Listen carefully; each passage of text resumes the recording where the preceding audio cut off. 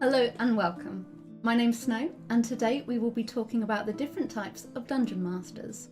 Game organisers are the ones who control the main elements of the storytelling, like NPCs, enemies, and opportunities that the players will get to interact with.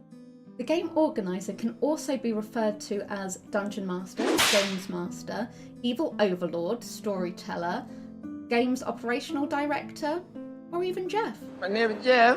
Now, there is a lot of opinion on the internet about the games organiser being incorrectly called a storyteller.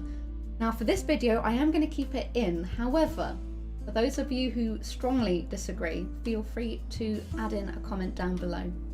In this video, I'm going to refer to it as a dungeon master, but please feel free to magically insert the name that you would prefer. In short, the dungeon master creates all of the content for the players to engage with, and then based on that, can adapt and create more. They ensure everyone is having fun with the plot. There are a few different types of dungeon master, and you can also multi-class between them. Here's a few. Number 1, the prepper. This DM has everything written down and probably most things thought of as well. They have a list of characters with names, stats, backstory, just in case the players interact with them. If players go to a random village or town somewhere, have no fear, the prepper has it written down somewhere in the notes.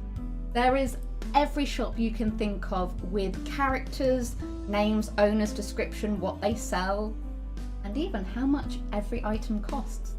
This DM likes to be prepared. They will spend hours and hours researching and writing things down ready for a session. They know and have meticulously created hundreds of encounters for the players to interact with along the overarching story. They know their campaign inside out, even down to each of the moon cycles. They will often have overarching plots that interweave through the campaign that might not even come to fruition until the very end game. If the eagle-eyed players take note, they may see that they've had the clues all along.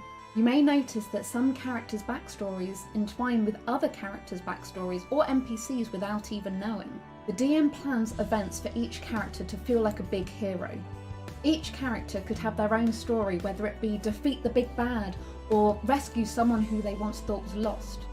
The party can group up and help each other with their individual stories, all while dealing with other threats along the way. Being a prepper means investing hundreds of hours to create a campaign. It is not an easy feat. Number 2, the Improv. Now, this DM might not be as meticulous as the prepper, but has gained an amazing skill to be able to think on their feet, coming up with names or backgrounds on the fly, sometimes so quickly that it even seems planned. They know the skeleton of their story and will fill in the meat as they run. It gives them serious flexibility when it comes to events, timings, or just the flow of the game itself.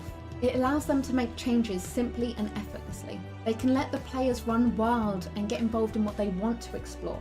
These dungeon masters will save a lot of time from not having to prep as much, but they may have to just spend a little bit more energy in-game with the players.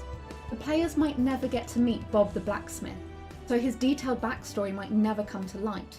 Instead, as the players go and meet certain people, backstories and other details can be created, even made a note of to remember. Sometimes the DM will completely change their overall plot based on how the players are engaging. Being an improv DM means focusing on what the players are actually engaging with. Number 3, by the book. This DM might not be as creative as the improv or have as much time as the prepper.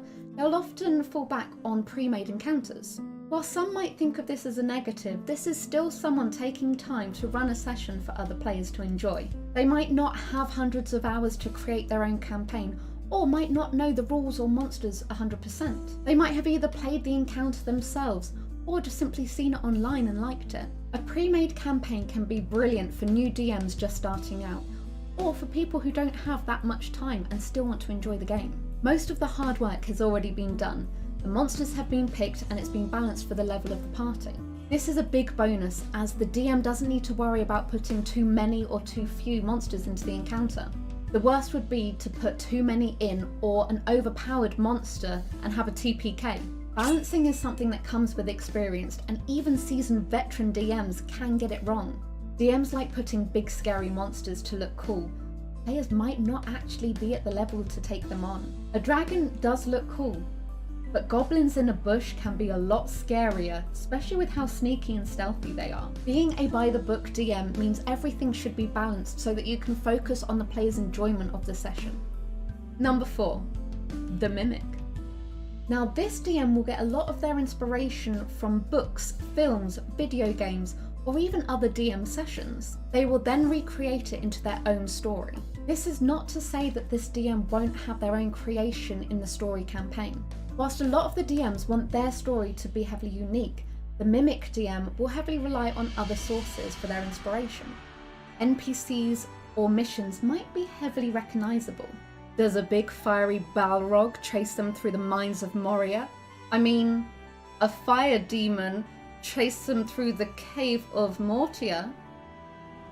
While some say this is just copying, others might see it as a form of flattery. It could be fun for the players to try and guess where the inspirations come from. It's sometimes not that easy for a DM to be creative all the time, but taking inspiration from other sources can be helpful. Being a mimic DM will just mean that you need to try and hide which source that you've taken the idea from. This is a public service announcement. A dungeon master has spent time arranging a story for players to interact with. Some players might not know the full length that a DM will go to ensure that their games are fun. It is not as easy as it looks. Whilst the player has one turn, the DM will be running multiple things in their head at one time. This could be running monsters, running NPCs, remembering spells that the players have. Is that person still frightened? All whilst trying to make sure that the players are having a lot of fun. So my advice, thank your DM. Make sure that they know that you're enjoying the sessions and want to continue. And make sure, beyond all, that they are having fun. It is not just about the players enjoying themselves. The DM is spending a lot of time to ensure there's things to do on a weekend or evening of a week. So it's always imperative that they feel valued in the time that they're putting in to put this on. For the past year, Commander Aconite has been running a D&D session for myself and other people in our Discord. We consume the content at such a fast rate that most sessions that we have are between 7 to 10 hours per week. Whilst this is great for Aconite that he knows that we love it so much, it can be a big toll on his creation, as well as the helping with the YouTube videos, making maps in Dungeon Alchemist. He has been doing so much. So hashtag DM love for Aconite completely. I do hope you've enjoyed this video. If you have, hit that thumbs up, and if you're not subscribed, hit that little button as well. What DM are you? Let me know in the comments below, and until then, may your dice rolls be ever in your favour. Each character, they know this, it allows them to make changes simply. The worst thing would to their inspiration from video games, films, video games. This is a public service announcement. Whilst you're public service announcement.